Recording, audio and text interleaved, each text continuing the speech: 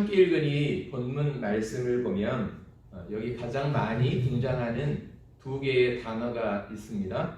하나는 고난이라고 하는 단어였고 하나는 위로라고 하는 단어인 것 같습니다.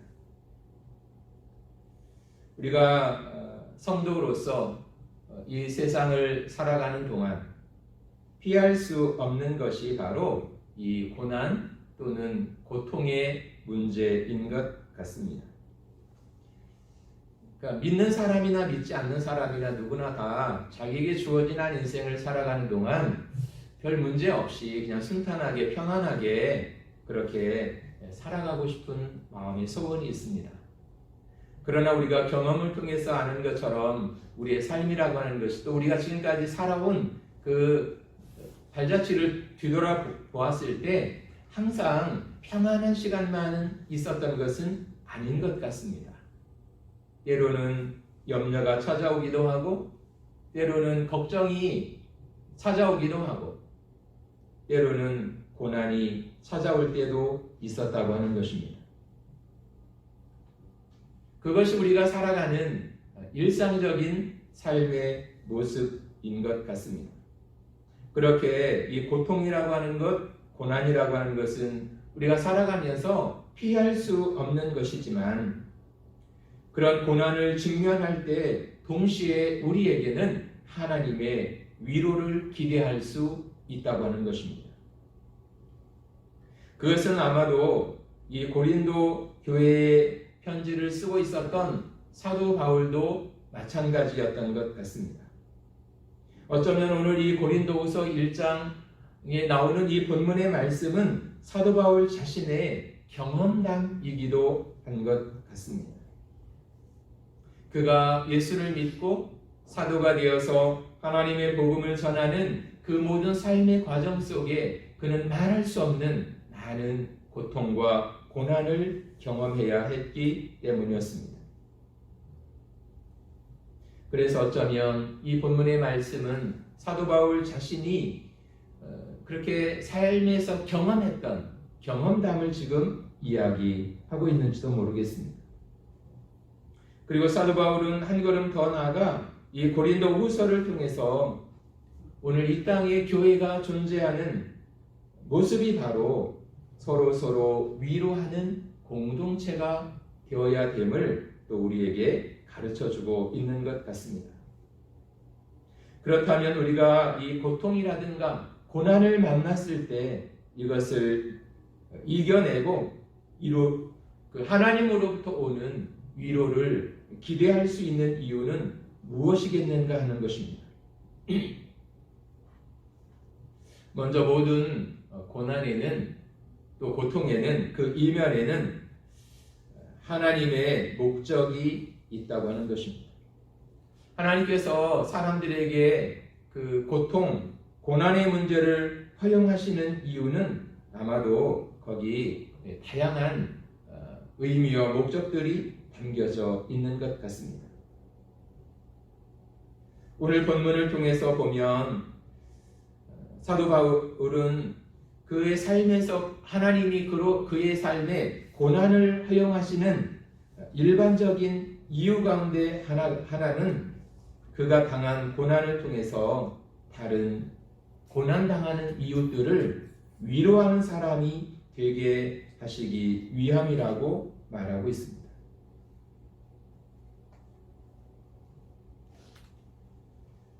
오늘 본문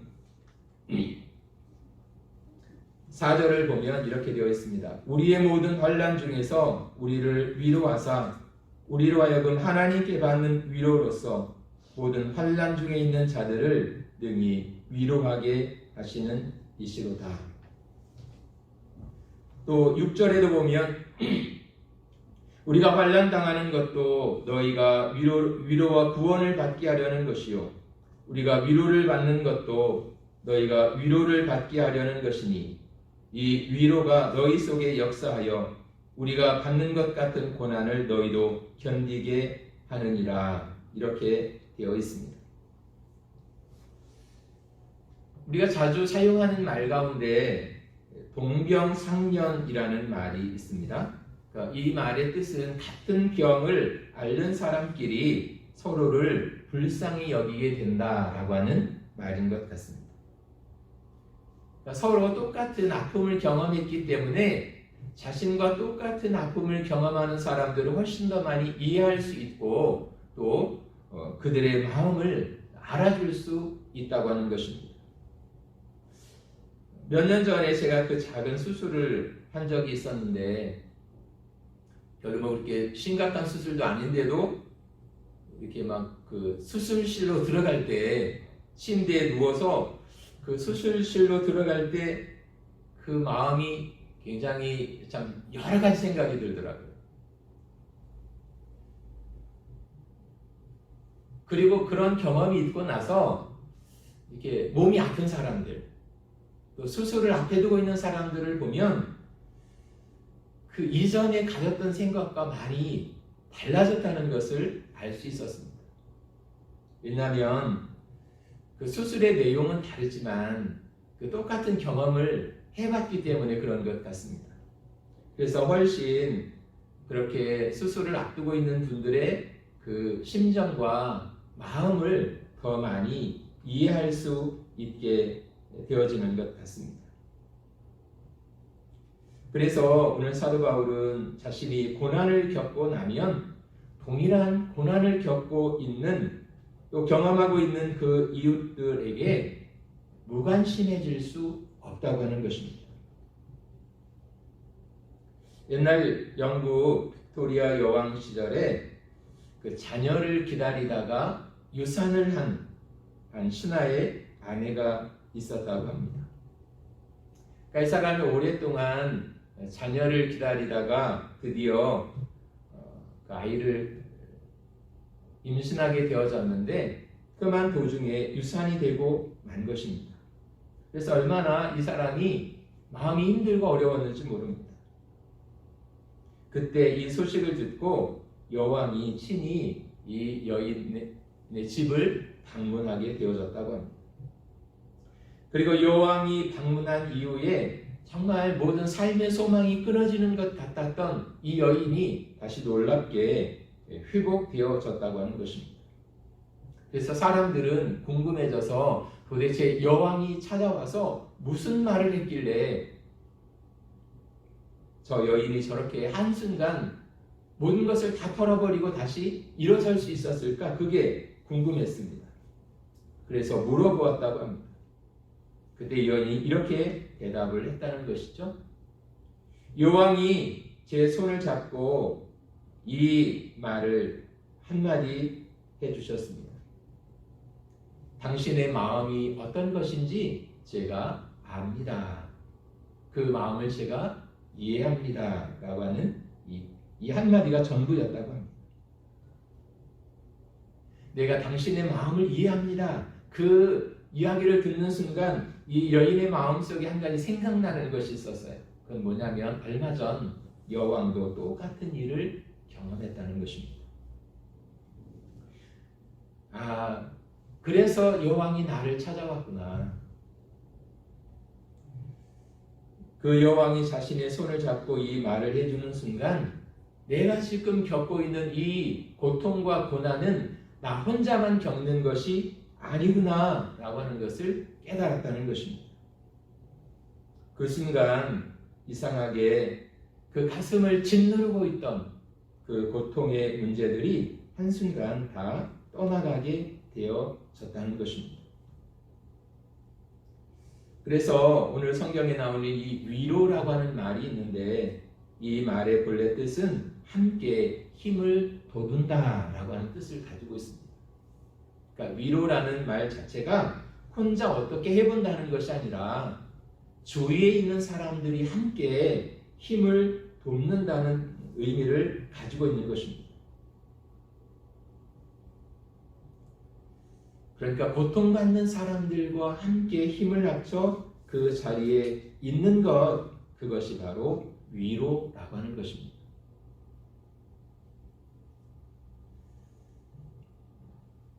그래서 오늘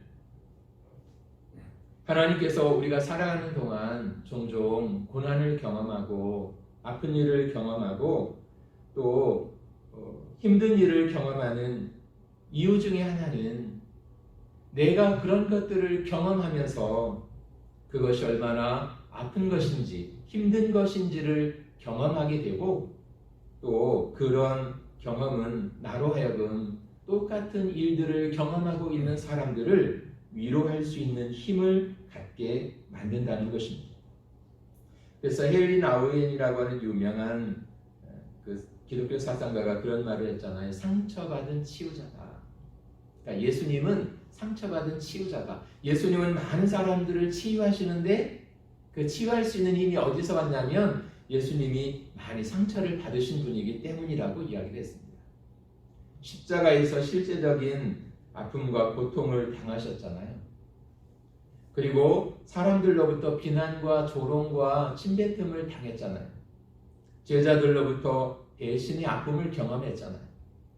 사람이 경험할 수 있는 모든 인생의 아픔과 고통을 경험하신 분이기 때문에 그 예수님은 똑같이 살아가면서 그런 그 아픔과 고통을 겪는 이들을 위로하실 수 있고 그들의 마음을 알아주실 수 있는 분이라고 말씀하고 있다는 것입니다.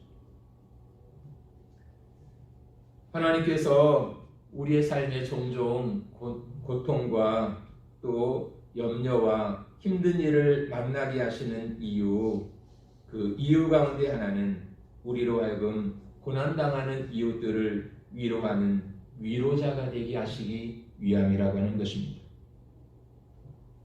사도 바울은 많은 고난을 겪었습니다. 그래서 고난당하고 있는 그 고린도 교회 성도들을 위로할 수가 있었던 것입니다.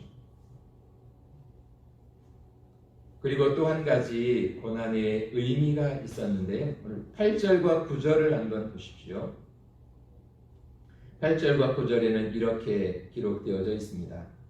형제들아, 우리가 아시아에서 당한 환난을 너희가 모르기를 원치 아니하노니 힘에 겹도록 심한 고난을 당하여 살 소망까지 끊어지고 우리는 우리 자신이 사형 선고를 받은 줄 알았으니 이는 우리로 자기를 의지하지 말고 오직 죽은 자를 다시 살리시는 하나님만 의지하게 하심이라 라고 되어 있습니다.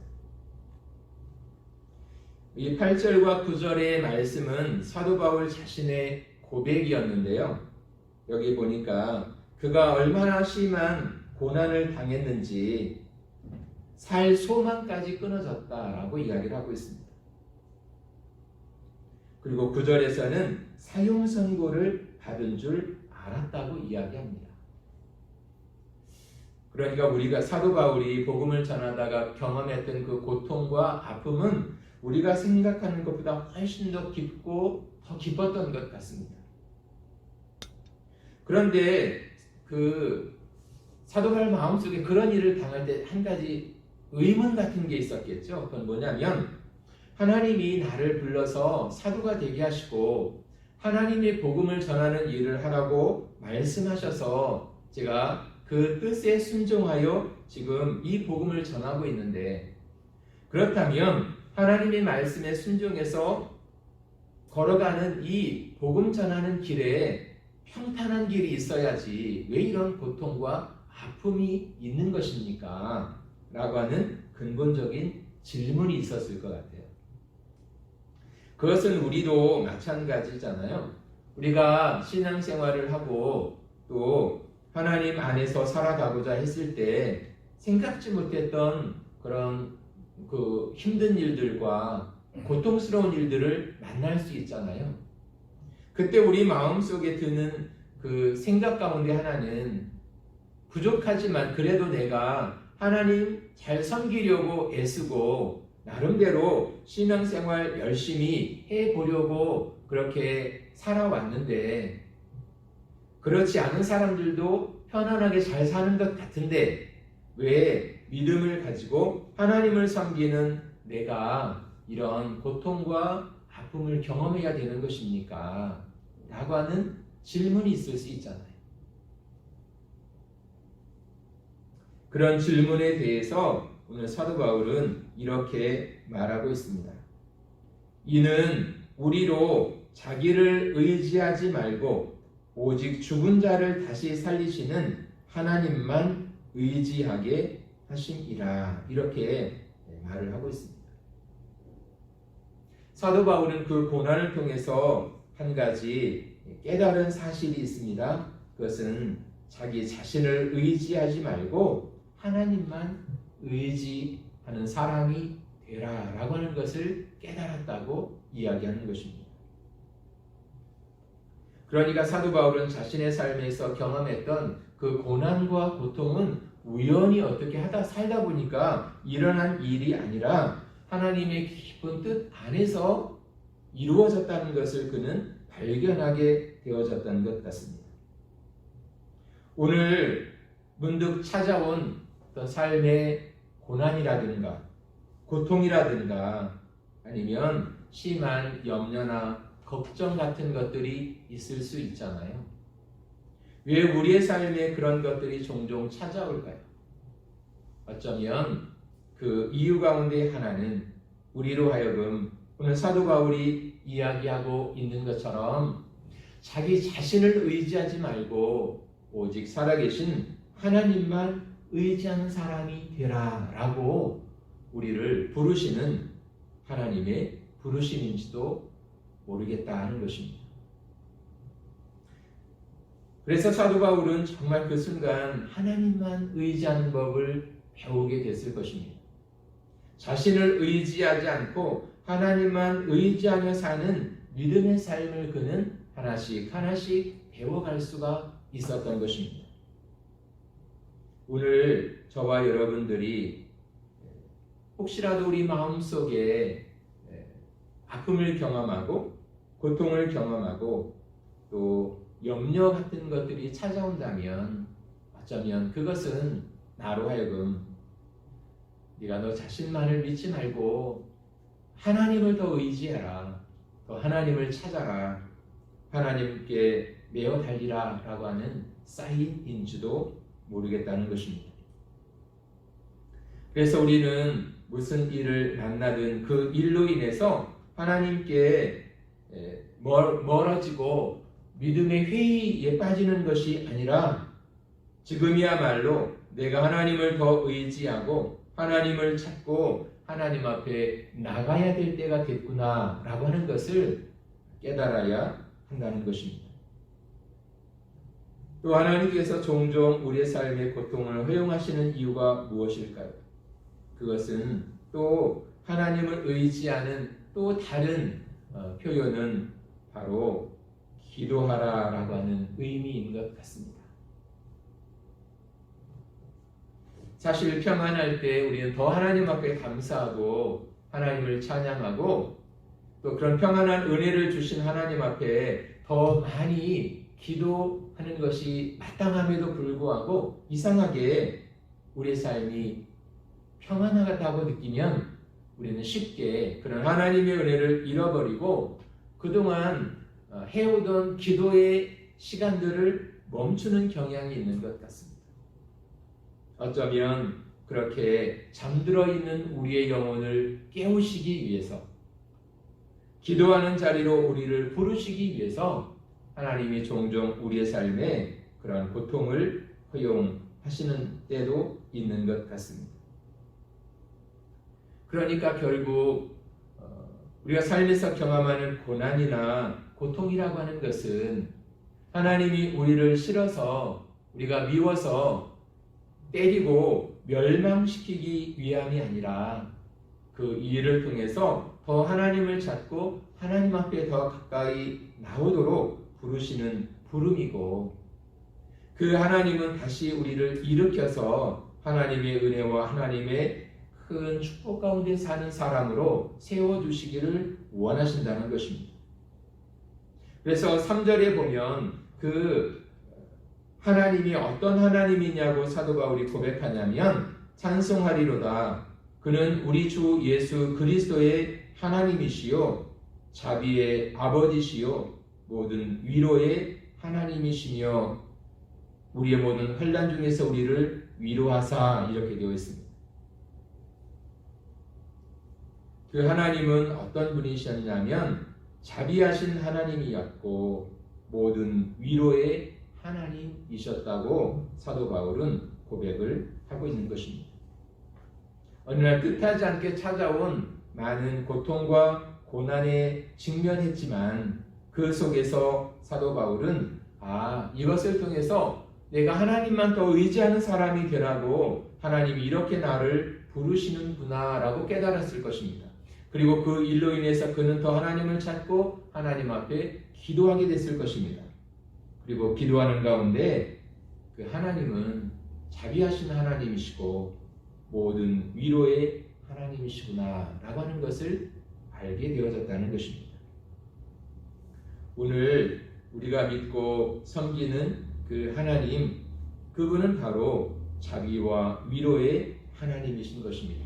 그래서 우리 인생의 진정한 위로는 어디에서 오냐면 바로 하나님으로부터 온다고 하는 것입니다.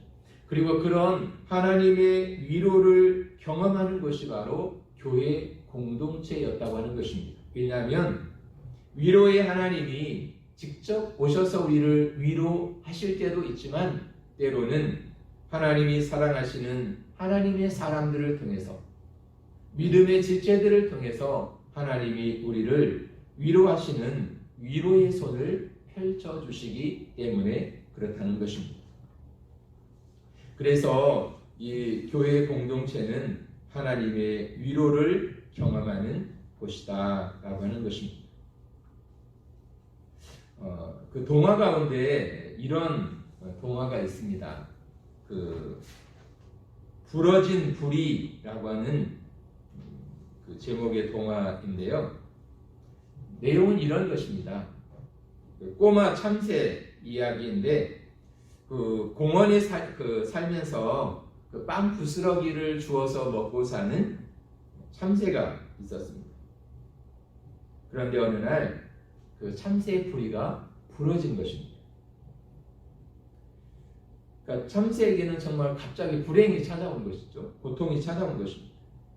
그런데 동료 참새들이 아무도 그것을 동정해 주지를 않는 것입니다.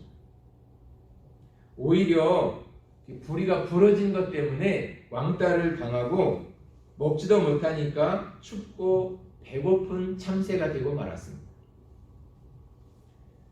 먹지 못하니까 점점 야위어져 가고 씻지도 못하고, 그러니까 동료들이 냄새 난다고 더 따돌림을 받는 참새가 됐습니다.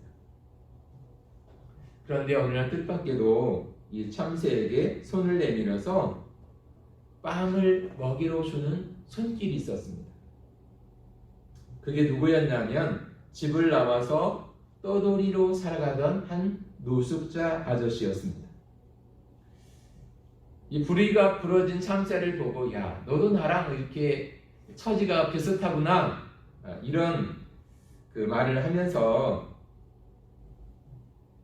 그 부리가 부러진 참새에게 먹을 그 빵 가루를 뿌려주는 것이었습니다. 그러면서 이 노숙자가 그래도 내가 누군가에게 도움이 될 수 있구나, 그것 때문에 마음이 행복해졌다고 합니다. 그리고 그 먹이를 먹을 수 있는 참새도 행복해졌습니다. 빵을 먹었기 때문이 아니라 그 노숙자가 자기에게 이렇게 전해주는 사랑을 먹을 수 있었기 때문이었습니다. 이 아저씨와 꼬마 참새는 그렇게 서로가 위로하면서 이제 공원에서 지내게 되어졌습니다. 어느 날 저녁 처음으로 이 참새는 그 집을 만들게 되어졌는데요. 이 노숙자 아저씨가 공원 벤치 위에서 무릎을 세우고 몸을 웅크리고 있었습니다. 그때 이 꼬마 참새는 그 노숙자 아저씨의 덥수룩한 머리 위에 둥지를 틀었습니다. 그리고 이 아저씨가 꼬마 참새에게 이야기를 해줍니다. 그 깃털을 쓸어주면서 참새야, 또 오늘 밤 평안하게 잘 자라, 그렇게 이야기를 해줍니다. 그리고 참새도 이 아저씨한테 잘 자라고 똑같은 인사를 대답을 하게 되어집니다. 그런데 꿈을 꾸게 됩니다. 참새도 꿈을 꾸고 이 아저씨도 꿈을 꾸는데 이 아저씨는 어떤 꿈을 꿨냐면 이 사람이 지금 집을 나와서 노숙자로 살고 있잖아요. 그 집으로 돌아가서 가족들의 환영을 받는 꿈을 꾸는 것입니다. 그리고 부리가 부러진 이 참새는 다시 부리가 이렇게 본래 모습대로 고쳐져 가지고 그 동료들과 함께 재미있게 어울리는 그런 꿈을 꾸게 된다는 그런 동화였습니다. 그러니까 서로에게 고통이 있고 아픔이 있지만 그들이 아마 따로따로 떨어져 그냥 혼자 있었다면 그 고통을 위로받을 수도 없고 그 마음의 고통을 치유받을 수도 없었을 것입니다. 그런데 그들이 함께 있을 때 함께함으로 그 마음의 고통과 또 아픔이 치유되고 회복될 수 있었다는 이야기인 것 같습니다. 우리도 살다 보면 그 고통을 경험할 수 있고 힘든 일을 만날 수 있고 또 고난을 만날 수 있습니다. 그때 우리는 하나님으로부터 위로를 경험하게 됩니다. 그와 동시에 하나님은 우리가 함께 믿음의 공동체를 이루어가는 이 교회 안에서 서로 또 위로하는 그 위로의 공동체 속에서 위로를 받는, 위로하고 위로받는 사람들로 살아가기를 원하신다는 것입니다. 내가 누군가에게 위로자가 되고 마음이 힘든 사람들에게 다가가서 그들을 안아주고 그들의 손을 잡아주고 그들에게 따뜻한 말 한마디를 전해줌으로 말미암아 힘들었던 삶을 털어버리고 다시 우뚝 일어설 수 있도록 만들어주는 것, 그것이 바로 교회의 공동체라고 오늘 성경은 말씀하고 있습니다. 그래서 고린도 교회를 향해서 오늘 사도 바울이 이 본문의 말씀을 증거하는 이유는 그 고린도 교회 안에도 여러 가지 힘들고 어려운 일들이 많이 있었잖아요.